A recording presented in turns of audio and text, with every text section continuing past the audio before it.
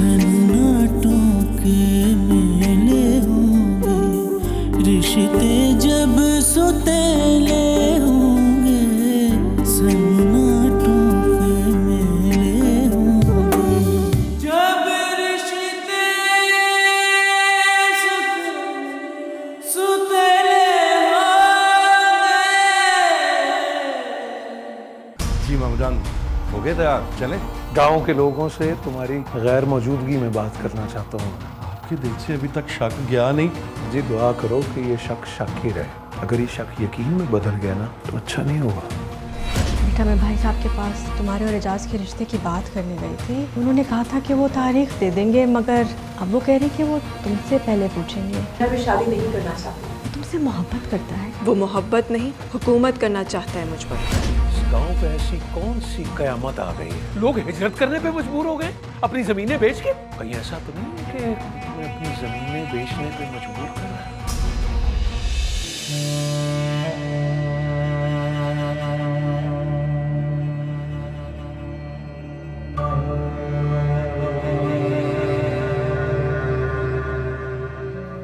सारे खामोश हैं। खामोश क्यों हो भाई? बोलते क्यों नहीं हो?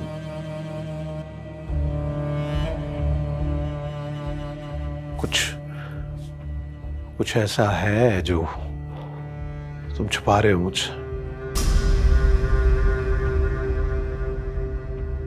खैरदीन, तुझे तो कुछ पता होगा।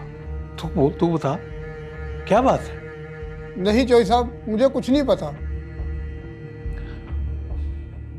मेरे पे भरोसा रखो, जब तक मैं हूं कोई तुम्हारा कुछ नहीं बिगाड़ सकता। बोलो, बताओ क्या बात है आखिर?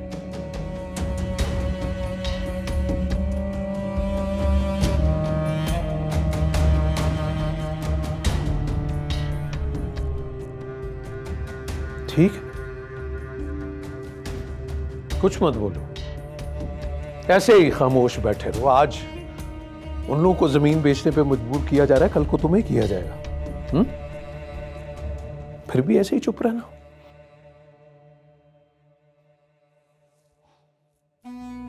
जब हमारे बुजुर्गों की कब्रों पे बड़ी बड़ी इमारतें बनाएंगे, हाउसिंग सोसाइटियां बनेगी, तब भी खामोश रहना है इसी तरह।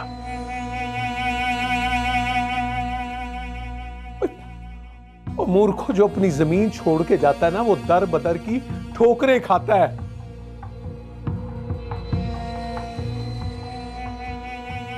जिसने धरती मां का ख्याल ना किया, उसका ख्याल कौन रखेगा? ठोकरें खाओगे तुम सब, याद रखना मेरी बात।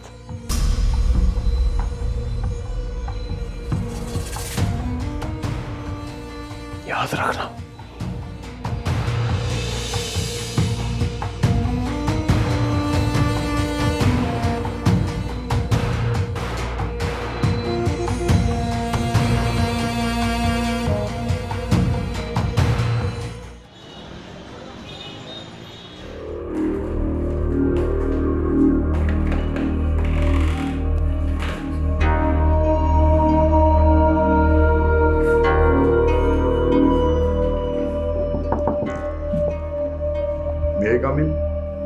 आ जाए।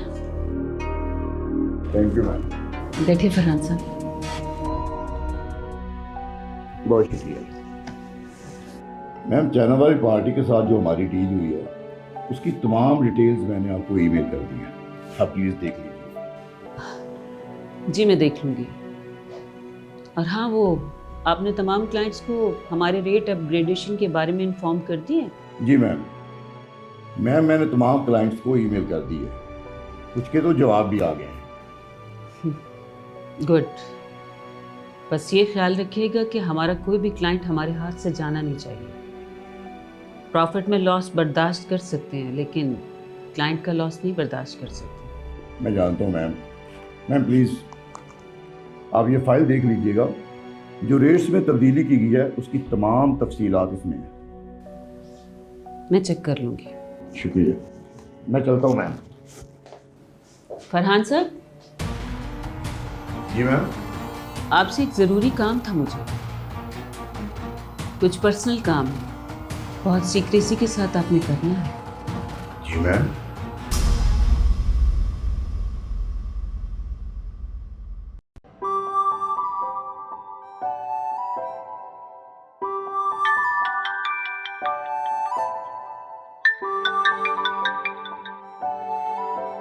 हेलो तानिया। वैसे बड़ी ही बेपरवाह दोस्त हो तुम। हमेशा मैं ही कॉल करती हूँ, खुद तो तुम कभी कॉल करने की जहमत नहीं करती। मैं क्या करूँ तानिया, मेरे घर की परेशानियाँ कम हो तो मैं कुछ और सोचूं। वैसे एक बात कहूँ, तुम मुझे हर वक्त याद आती हो। बस बस, अच्छी तरह जानती हूँ कितना याद करती हो तुम मुझे। तुम्हें यकीन नहीं आएगा, मगर मैं तुम्हें हर वक्त याद करती हूँ। तुम्हें भुलाना भी चाहूँ तो नहीं भूल सकती।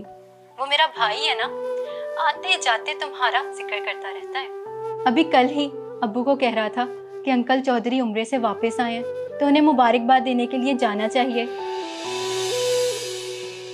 कोई माने या ना माने, लेकिन मैं अच्छी तरह जानती हूँ कि वो वहां सिर्फ तुमसे मिलने के लिए जाना चाहता है। कसम से। ये कौन सी बातें लेकर बैठ गई हो तुम? मैं तुमसे तुम्हारी बात कर रही हूँ और तुम अपने भाई की बातें लेकर बैठ गई हो। जानती हूँ, मगर एक बात कहूँ तानिया। हाँ कहो। कितना ही अच्छा हो अगर तुम मेरी भाभी बनकर यहाँ आ जाओ।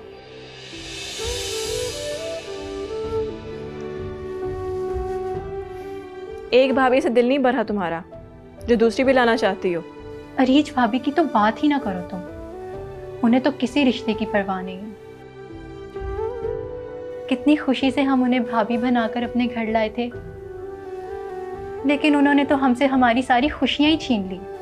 जब से दानियाल भाई की शादी हुई है सब परेशान हैं, मगर तुम्हारी तो बात ही और है। तुम बिल्कुल भी उनके जैसी नहीं हो।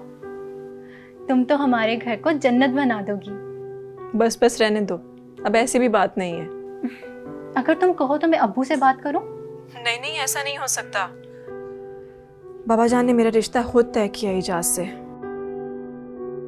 अब अपनी जुबान से नहीं फिर सकते। वो तो ठीक है, उन्होंने रिश्ता तय कर दिया, क्या तुम भी उन्हें पसंद करती हो? पता नहीं, मैं तो बस इतना जानती हूँ कि बाबा जान के सारे काम वही करता है।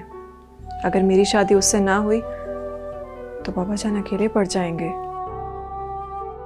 गांव के काम शहर के कामों से बहुत मुख्तलिफ होते हैं सबा।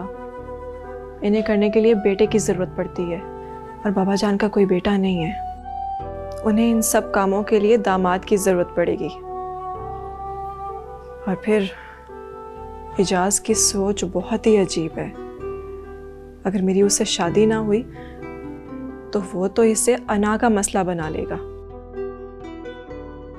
और दुश्मनी से भी बाज नहीं आएगा। मैं चाहूं या ना चाहूं, मुझे ये रिश्ता तो करना ही पड़ेगा। मगर ये क्या बात हुई तानिया, तुम इतनी पढ़ी लिखी होकर भी एक ऐसे शख्स से शादी करोगी जिसे तुम पसंद ही नहीं करती? सबा, पढ़ने लिखने का मतलब ये तो नहीं है ना कि लड़की अपने बाप की जुबान की परवाही करना छोड़ दे। देखो तानिया, मैं अंकल चौधरी को अच्छी तरह जानती हूँ। उनकी सोच आम मर्दों से बहुत मुख्तलिफ है। अगर तुम उन्हें एक बार कहोगी ना तो वो तुम्हारी जबरदस्ती शादी नहीं करेंगे।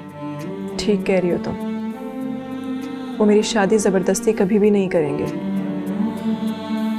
लेकिन मेरी इजाज़त से शादी ना होने की वजह से सारी जिंदगी उन्हें तकलीफ का सामना करना पड़ेगा। मैं अपनी खुशी के लिए उनकी जिंदगी को मुश्किल नहीं बना सकती।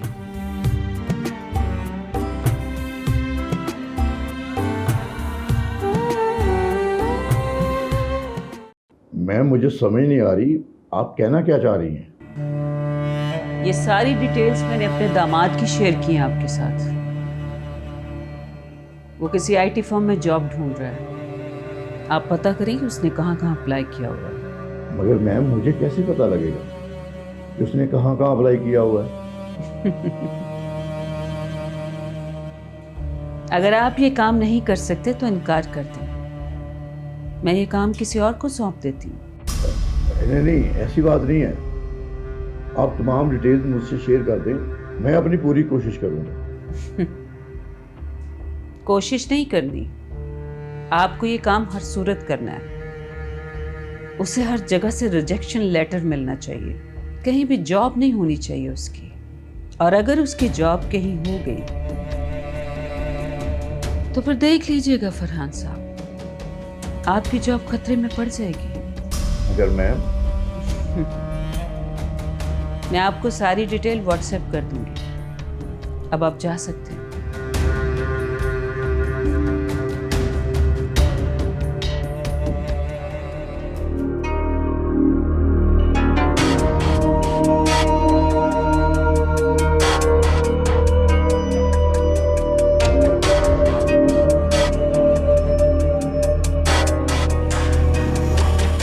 निगहत बेगम के सामने खड़े होने का जुर्म किया तुमने दानियाल। तुम्हारी जिंदगी तुम्हारे लिए सजा बना दूंगी।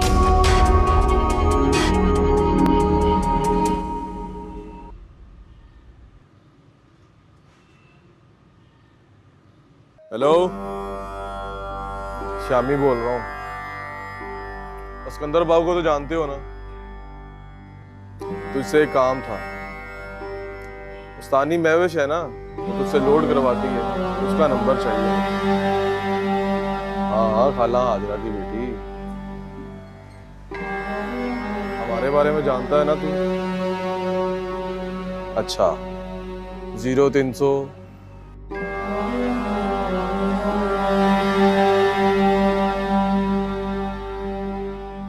चल ठीक है, कोई काम हो तो बताना।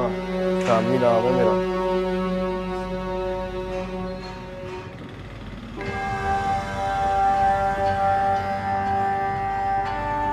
हेलो जी जी, क्या कह रहे थे दनियाल भाई? क्या सच सच कह रहे हैं आप? मैं अभी जाकर अब्बू को बताती हूँ, वो ये बात सुनकर बहुत खुश हो जाएंगे। जी जी ठीक है, आप जाएं, अल्लाह आपको कामयाब करे आपके मकसद में। ओके, खुदा हाफिज। अब्बू अब्बू बात अब्बू अरे क्या बात है, खैर तो है, बहुत खुश लग रही हो। अब्बू जान, बात ही कुछ ऐसी है। अब बता भी दो क्या बात है। भाई भाभी को लेने उनके घर गए हैं। क्या? तुमसे किसने कहा? वो तो ऑफिस गया था। अभी भाई की कॉल आई थी और वो कह रहे थे कि ऑफिस से जल्दी छुट्टी लेकर भाभी को लेने जाएंगे। शुक्र है खुदा का कि उसकी समझ में भी बात आई। मैंने कहा था ना अब्बू जान, भाई आपकी बात कभी नहीं टालेंगे। वो आपकी खुशी की खातिर कुछ भी कर सकते हैं। बस अब आप अब्बू दुआ कीजिएगा कि भाभी भी साथ आ जाए। इंशाल्लाह।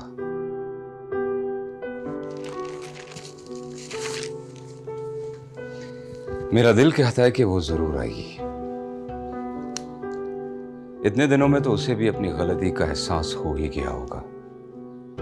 बस निगहत भाभी का खदशा है मुझे, कहीं वो फिर से कोई नई मुसीबत न खड़ी कर दे।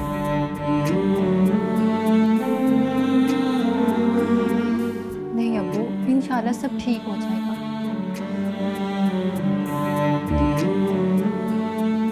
इंशाल्लाह।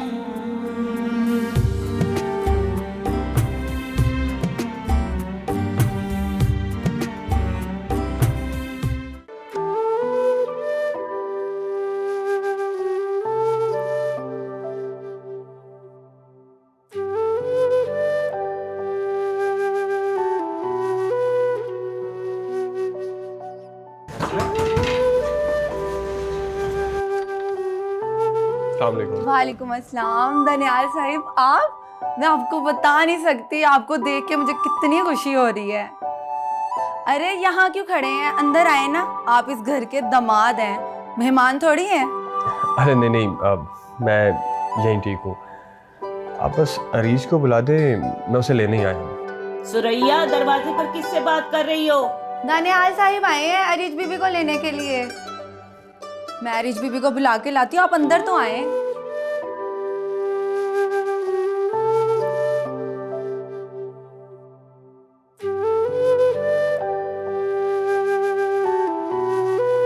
अस्सलाम वालेकुम।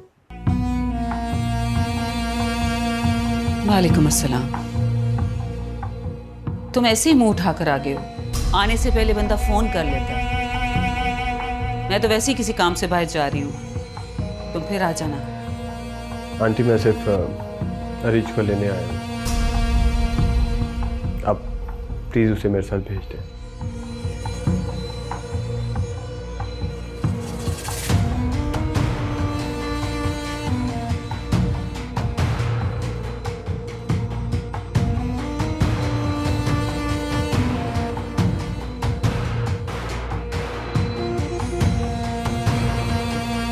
अरीज बाजी, दानियाल साहिब आए हैं आपको लेने के लिए। दानियाल आया? जी दानियाल साहिब आए हैं। अब कैसे उठ के चली जाएंगी? तो क्या करूं मैं? आपके चेहरे से तो उदासी चिपक ही गई है। शोहर कितने दिनों बाद आया, थोड़ा बन सवरे, तैयार होके आए।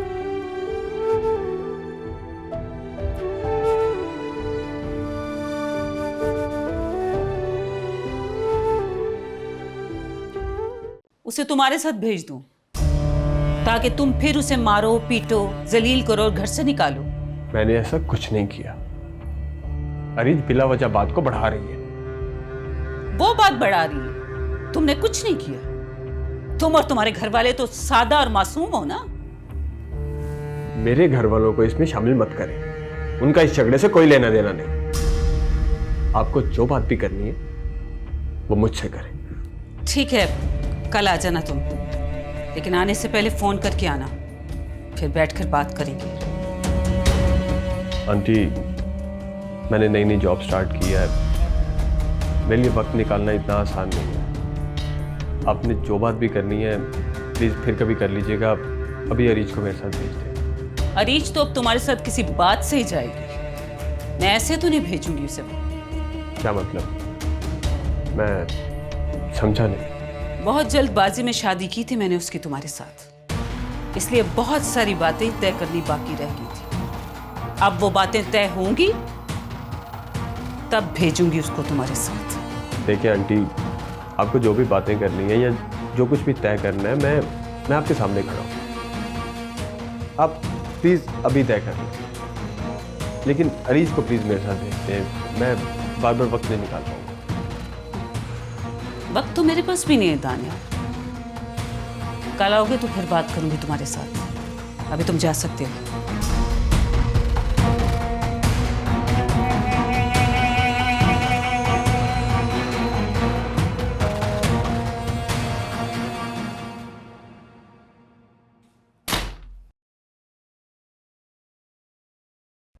मामा, दानियाल आया था। चला गया वो? चला गया? इतनी बावली क्यों हो रही हो? सब्र करो,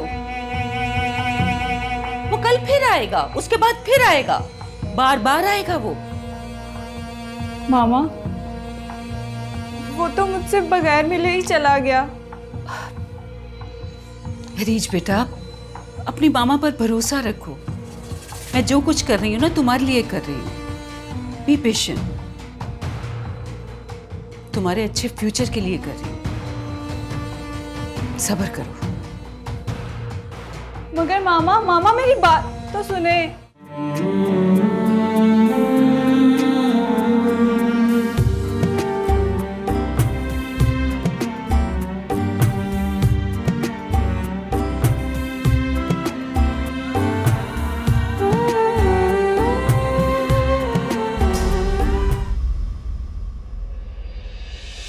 बाबा जान अगर गांव वाले अपनी जमीनें बेचकर जाना चाह रहे हैं तो अपनी मर्जी से जा रहे हैं, उनको उनके हाल पे छोड़ दे। कैसे हाथ पे छोड़ दूं? ये जमीन मेरी है, गांव मेरा है, और मैं अपने जीते जी से किसी ठेकेदार के हाथ नहीं लगने दूंगा। जन्नत बेगम की खुशी के लिए मैं एक बार जाऊंगा जरूर वहाँ।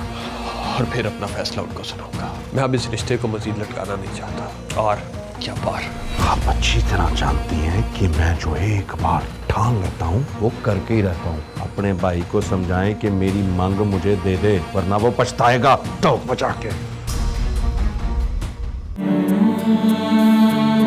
सन्नाटों के मेले होंगे, रिश्ते जब सोते